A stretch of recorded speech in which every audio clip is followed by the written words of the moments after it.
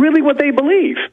Now, right? I'm telling you, that's where they're at. But now, because they have robotics, as Bill Joy, head of Sun Microsystems, said in the April 2000 issue of Wired, the future doesn't need us. The elite want to get rid of us. Now, I know with you, they're not going to come out and say, hey, we want to wipe everybody out. But I have ABC News here and Times of London, billionaire club and bid to curb overpopulation. Oh, absolutely. Absolutely. And I've been sitting on the boats off the coast of Barbados with the guys who basically said we need to get 2/3 of the dumb people off the planet.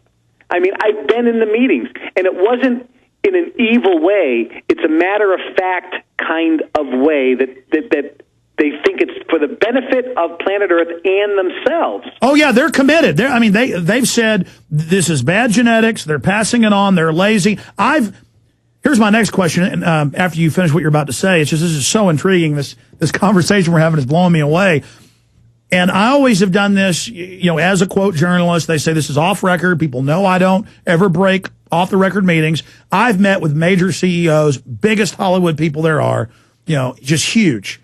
And they go, Alex, you try to warn them, and look, some listen, most don't. They want to be slaves. They want to die. Join us. You're smart. You're good. That's the sales pitch, is that the slaves don't want to be free. But if that was the case, they wouldn't be trying to keep you and me from reaching the people. So it's an overall fraud. But I've had them, at petty level. I'm not like a multi-billionaire like you, who's so much more successful telling the truth.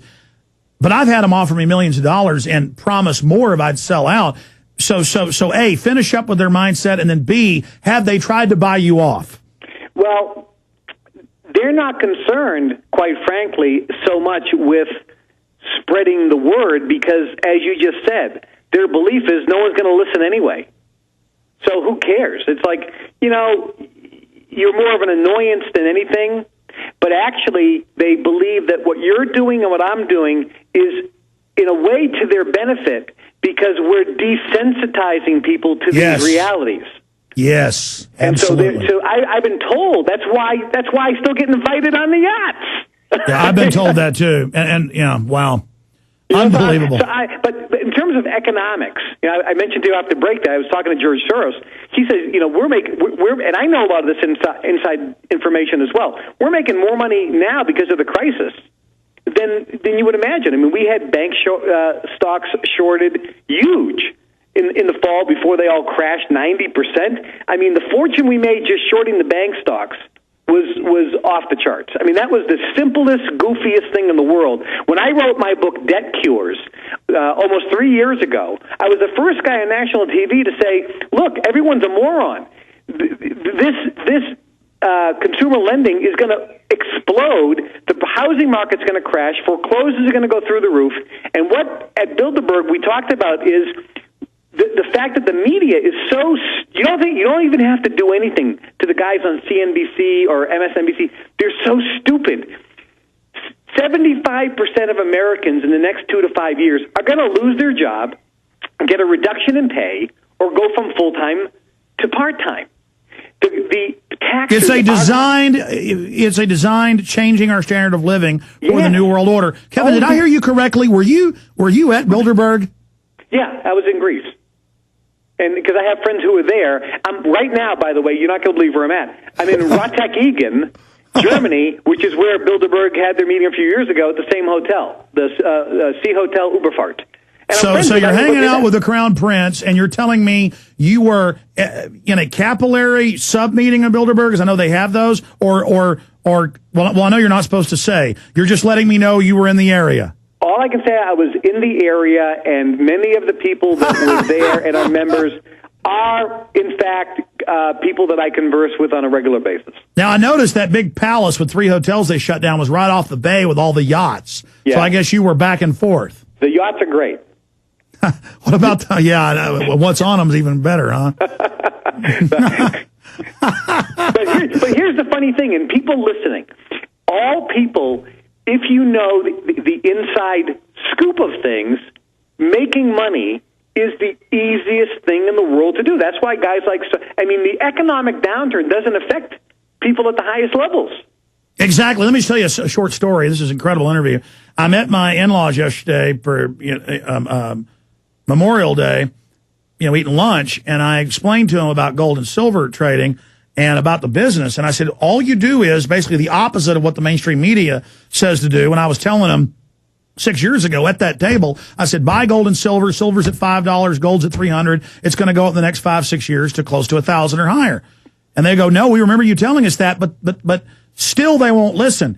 And I mean, that's what's so frustrating is that that's why it's such a joke to the elite. You can even tell the public the media is lying to them. They don't want to believe it. No, they don't want to believe it. It's really comical. But let me give you asked earlier about the groups. Both Bilderberg, Council on Foreign Relations, and a bunch of other groups. There's in these circles, I would suggest to you that there are two factions, a small faction and a big faction. The big faction categorically believes that they are genetically superior than the rest of the population. But there is a small faction, and this faction are the ones that are feeding me information, probably Daniel Estelin information, and so forth.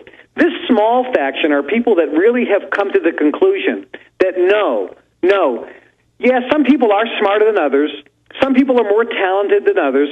Some people are more, motivated to work hard than others. Some people are lazy. Some people aren't. But everyone should be allowed to succeed or fail based on their own choices and initiative. There shouldn't be two classes. There always will be, but everybody should have the same opportunity. And that's where there's a split and a division right now at the highest levels. Now, I've been told that it's mainly the younger crowd, and by that, kind of like the Google CEOs and people who are elitists, but they say, come on, we don't have to wipe everybody out, and let's give people a chance. And then there's kind of the old Rockefeller faction that is, I'm 94, launch the operation immediately. Yeah, and I'll tell you the reason why you're 100% correct there. If you look at the older crowd, they married only within themselves in that crowd. If you remember, you watched the movie Titanic, you had the first-class cabin, and the people who were on the first-class deck never mingled, ever. You didn't even shake hands with somebody who wasn't first class. And so throughout history, you married and you socialized only with people who were of the same, quote, genetic or DNA structure. Now, there is a lot more mingling of classes, and therefore you get the Google guys or Michael Dells, people that were born on the opposite side of the tracks but are making some serious money, and they're not, quote, the right DNA. They're not the right genetics to the older crowd, like the Rockefellers and so forth.